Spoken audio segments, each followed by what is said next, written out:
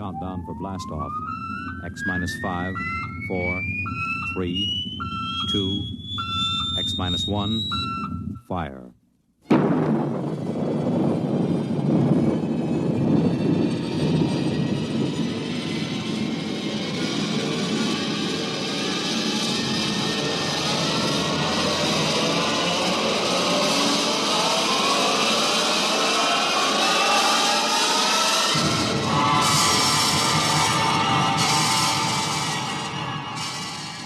From the far horizons of the unknown come transcribed tales of new dimensions in time and space.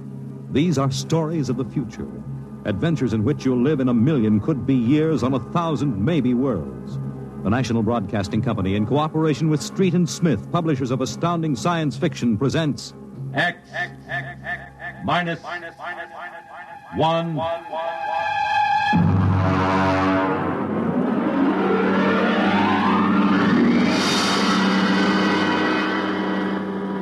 Tonight's story. Cold Equations. There is no margin of safety along the rim of a frontier. There can't be any until the way is made for those who come later. Until then, the penalty for mistakes is a grim one. The laws of physical nature operate with irrevocable certainty, with no room for mercy, kindness, or sentimentality. In space, life becomes a cold equation, and the equal sign is often followed by death. I know. I'm the pilot of an EDS.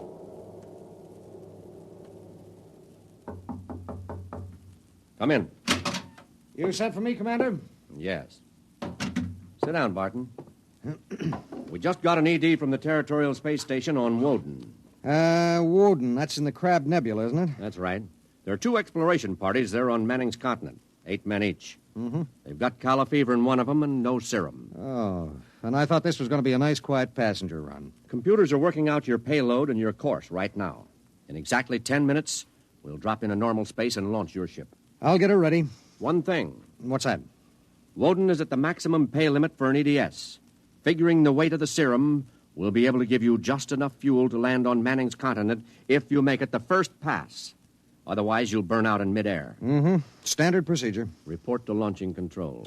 Right. Good luck, Barton. Thanks. Oh, by the way, Yes? when can I expect to be picked up? We'll make a stop on the run back to Earth sometime next year. You'll be notified by radio. Okay. Sorry, we can't make it sooner. That's what happens when you sign on for EDS work. I'll see you next year, Commander.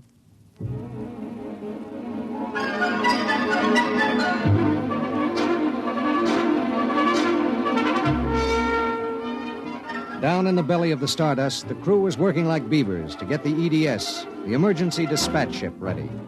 Mechanics and technicians were swarming all over the place. Girls in inspectors' uniforms were checking the gauges in the supply cabinet. 9 minutes later, the exact course was in the computer. The serum was stowed in my supply cabinet closet, and little EDS 4G3 was ready to be born into space. Barton, Yes, sir. 30 seconds to blast off. All set? All set. I'm turning you over to traffic. Ready. Traffic control. Come in, EDS 4G3. Ready. 20 seconds. Lock open. 15 seconds. Space drive on. Space drive on. 10 seconds. Gravity neutralizer on. Neutralizer on. 5 seconds. 4, 3, 2, 1. Blast off.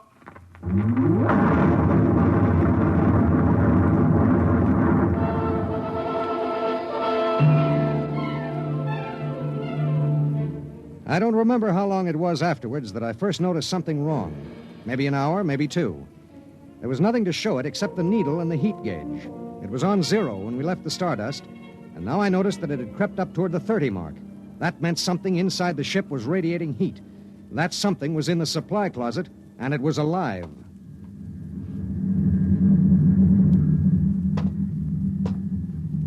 All right, come out.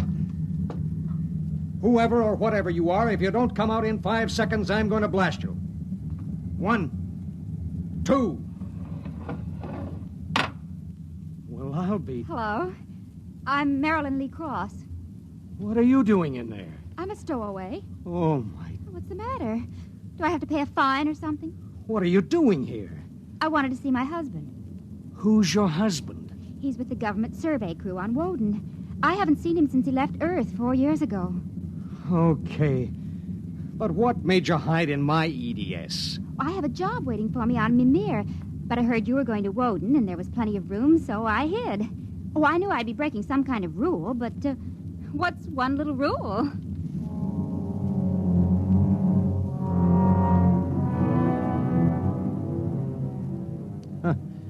What's one little rule? H amount of fuel will power an EDS with a mass of M safely to its destination. H amount of fuel will not power an EDS with a mass of M plus X safely to its destination. Well, how could she be expected to know? She was 5'2" with brown curly hair and the faint, sweet smell of perfume. She was 5'2" and she smelled like apple blossoms. And her name was X in an equation that would have to be balanced.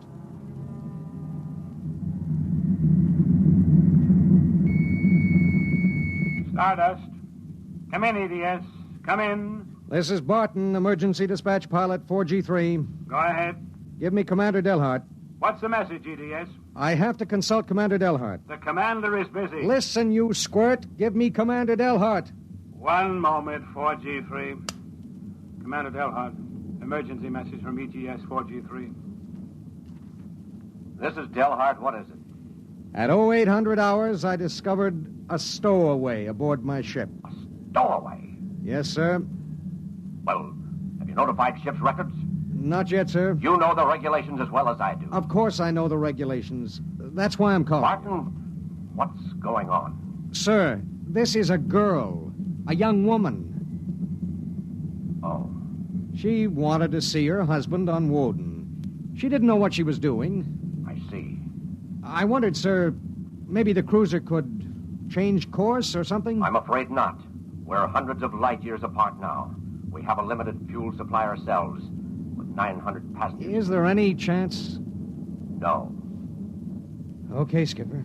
Better get the information to ship's records. Okay. Barton. Skipper? I'm sorry. Yeah, sure.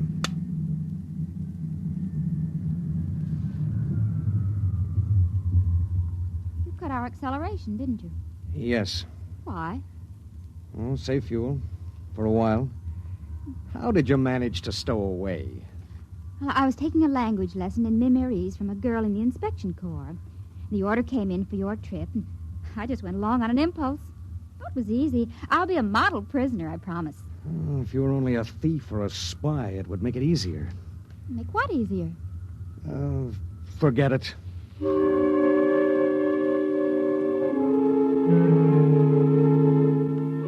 Why couldn't she have been somebody with some ulterior motive, a fugitive, hoping to lose himself in a raw new world, a crackpot with a mission? Why did she have to be a woman? A beautiful, kind, trusting woman?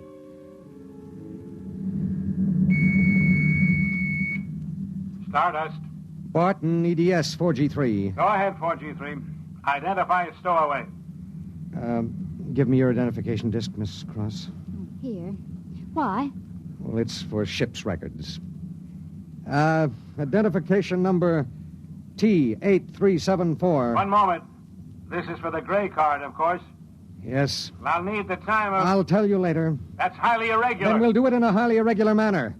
The subject is a young woman. She's listening to everything that's said. Are you capable of understanding that? Oh. Go ahead, 4G3. Number T8374-Y54. Name, Marilyn Lee Cross. Female, married. Born July 7th, 2160. Good Lord, you're only a child. Height, 5 feet 2 inches. Weight, 110. Hair, brown. Eyes, blue. Complexion, light. Blood type, O. Original destination, Port City, Mimir. Listen, I'll call you back later. Look, miss. Marilyn. Look, Marilyn. I guess you don't know what you got yourself into here. Well, it's like this. This ship is carrying Calla fever serum to the survey group on Woden. Yes. Their supply was wrecked in a tornado. The fever is always fatal unless the serum is given in the first 48 hours. Now, these little ships have exactly enough fuel to reach their destination. If you stay aboard her, your added weight will cause it to use up all its fuel before it can land. What happens then? We crash. You die, I die, and 6 fever victims on Woden die. Well, can't they send out another ship to meet us? There are no ships to send. Well, Oh, no. Oh, no, you couldn't do that. That's how it has to be. But that's crazy. I haven't done anything. I haven't hurt anybody. I'm sorry. I should have told you before, but I wanted to make sure there was no other way. You mean it? You're going to make me leave this ship? That's how it is. But I'll die. I'll explode. I'll be like those horrible pictures about... Try to understand. I do understand. You're going to kill me, and I didn't do anything. I know you didn't. I know you didn't. That has nothing to do with it. It has everything to do with it. Nobody just dies like that for no reason. Oh, listen. Maybe there are other cruisers. Cruisers you don't know about. Maybe the radio. Maybe it... Now, listen to me. It's different here. Different from anything you've ever known. On Woden, there are 16 men. 16 men on an entire world. They're fighting. Fighting an alien environment. The environment fights back. You can only make a mistake once. And I made a mistake. Yes. There's no hope. Absolutely none. You'll have to be put out of the ship.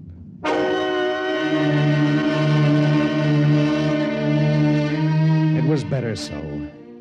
With the going of all hope would go the fear. Then would come the resignation. She needed time, and there was so little. EDS. Starship to EDS. Need pertinent data. All right, Starship. When do you expect to complete your report? I need a computer check. I'll give you statistics.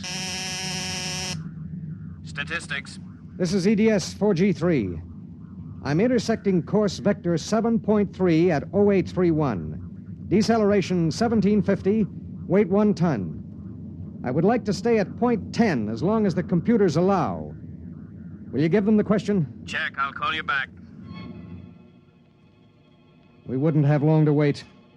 The new factors would be fed into the steel maw of the computer bank, and the electrical impulses would go through the complex circuits. Here and there, a relay would click, a tiny cog turn over. But it would be the current, formless, mindless, invisible, which would determine with utter precision how long the pale young girl beside me would live. 5 little segments of metal in the second bank would trip against an inked ribbon, and the machine would spit out the answer. You will resume deceleration at 1910. It was 1810 when he spoke. 1 hour. She has 1 hour to live.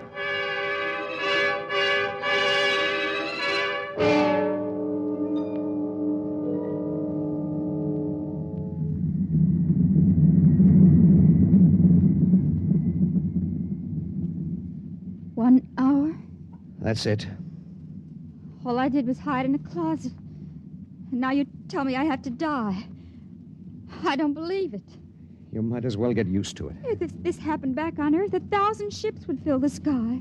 The whole world would know about it. They'd do everything to save me. This isn't Earth. It was such a big dream. Jerry and I separated almost 5 years ago. We were too young. And I was going to see him to try to make everything all right again. Are you married? I was. Oh? She ran off with some guy in the weather service. Do you still think about it? I don't let myself. Where is she? Back on Earth. Look, if you don't mind, I'd just as soon talk about something else. Okay. What do you do when you've got an hour to live? What do you talk about? What's Jerry like? Jerry? Oh, he's a funny guy. When he found out, I mean about the other fella, he didn't get mad. He cried. That was all he felt, sadness. So you walked all over him? Well, I thought I wanted him to get mad at me, to be jealous. And now? And thinking about him for 5 years. So when I heard the ship was bound for Woden and I knew Jerry was there, I stowed away. I didn't know about the fuel. I didn't know this would happen to me. She had violated a man-made law that said keep out. The penalty was not of man's making or desire. It was not a penalty men could revoke. H amount of fuel will power an EDS with a mass of M safely to its destination. The time was 18:30. 40 minutes. It was beginning to get me. A space frontier is a rough place, and I'd seen 100 men die since I left Earth. But this was different. I watched her as she wrote a message to her folks. I watched her as she fought her way through the black horror of fear toward the calm gray of acceptance. And then there it was on the view screen. The planet Woden. A red ball enshrouded in the blue haze of its atmosphere, swimming in space against the background of star-sprinkled blackness. The chronometer on the instrument panel said 18:45.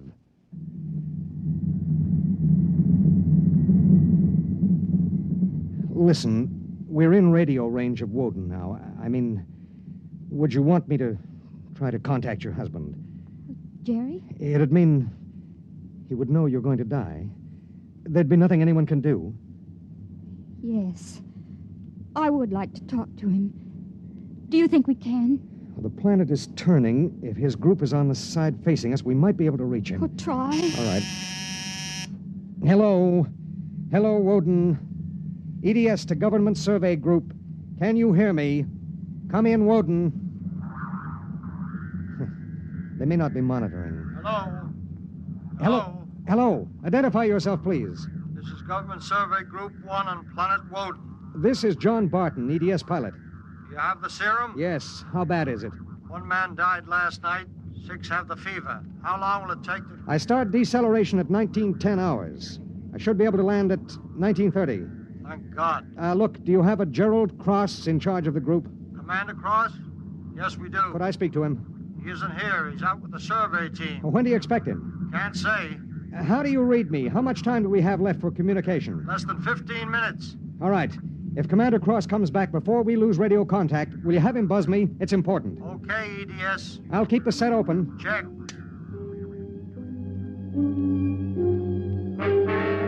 The minutes passed like small bits of eternity. On the view screen, I could see Manning's continent sprawled like a gigantic hourglass in the eastern sea. There was a thin line of shadow where it was beginning to disappear as the planet turned on its axis. I looked at the pale woman next to me, and I thought of another woman long ago who'd sat next to me and cried because I wouldn't try to understand. What had she written in those letters back home? What would they think of the faceless, unknown pilot who'd sent her to her death? What would I think of myself alone nights, reliving this voyage?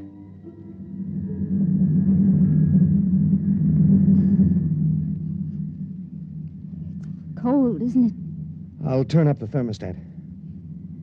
Nothing from Jerry? We have about 2 minutes of radio contact left. Maybe it's better. I mean, suppose it were you and your wife tried to call you.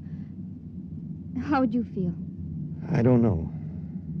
Do you ever hear from her? I got a letter about a year ago. I tore it up. That was foolish. Yeah, it was. Life is so terribly short to be wandering around alone. Well, Wait a second, we're getting something. How much time before I have to leave the ship? About 10 minutes. Hello, EDS. Hello, EDS. Come in. Come in. EDS. This is Woden. I have Commander Cross. All right, go ahead. Hello, this is Commander Cross. Jerry Cross? Yes. I have someone for you. Go ahead. Hello. Jerry? Hello? Jerry? Who is it? It's me, Marilyn. Marilyn. I wanted to see you again. I stowed away on the EDS. You what? But Marilyn... It doesn't matter, Jerry. All that matters is that I can tell you all the things I've kept inside for so long. Jerry, I want you to know I've never forgotten. Oh, it's been so many years. I can't believe it. I thought I'd see you again, but now I can't. Jerry, you don't hate me, do you? Hate you? Oh, Marilyn, I've never stopped loving you. Not for an instant. Oh, Jerry. Listen, we don't have much time. The transmission is getting fuzzy. Oh, Marilyn, I've got to see you. There's got to be some way. There isn't. Let me talk to the pilot. Give it to me. Hello? Pilot, have you called the mothership? Did you have them checked with the computers? I've done everything. You've been on the frontier long enough to know the setup in an EDS. Oh, dear God, there must be something, some way. Do you think I'd let this happen if I wasn't sure? He tried to help me, Jerry. He tried. And it really doesn't matter. I'm not frightened anymore. Not now. But how did you get here? I don't understand. Well, I was going to Mimir to take a job, I thought. And now I realize I was just going because I'd be closer to where you were. Oh, Jerry, all this time... Don't. Let me tell you something. Marilyn, I've always known you'd come back to me. I've known it every minute. It's what's kept me alive. I want you to hold that in your mind. Jerry, I can't hear you. We haven't much time. We're losing radio contact. Jerry! Oh, don't cry, darling. Just know how I feel. I do. It's fading. There are so many things to say. Jerry, if you can still hear me, maybe I'll come to see you again. Maybe I'll come to you in your dreams, or be the touch of a breeze, or one of those golden-winged little birds singing my silly head off. Maybe I'll be nothing you can see or hear, but you'll know I'm there. Think of me like that, Jerry. Goodbye. Goodbye, my darling. She sat motionless in the hush that followed. And then she looked at me. Now? Now. I pulled down the black lever, and the inner door of the lock slid open. She walked with her head up and the brown curls brushing her shoulders. I let her do it alone. She stepped into the lock and turned to face me, and I could see the pulse in her throat. I'm ready. I pulled the red lever, and there was a slight waver as the air gushed out. I thought I sensed a bump, as if something had bumped the outer door. And then there was nothing. The white hand of the closet temperature control was back at 0. A cold equation had been balanced, and I was alone in the ship.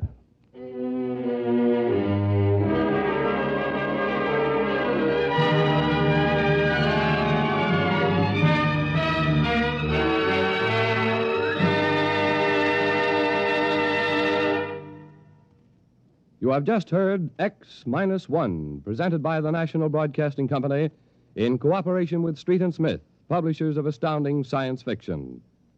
Tonight, by transcription, X-1 has brought you Cold Equations, written by Tom Godwin and adapted for radio by George Lefferts.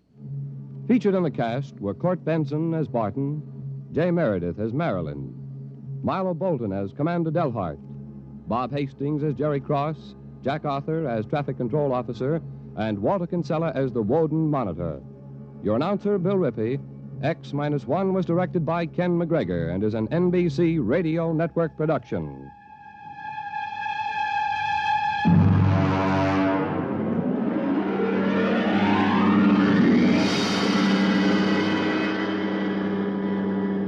And now, next week. In the days of the Windjammers, whalers sometimes went on cruises that lasted as long as 2 years, and so sometimes they had to resort to rough methods to gather a crew. But what of the future when a cruise to a distant star may last for 15 years or more? We hear of such a voyage next week on X minus 1.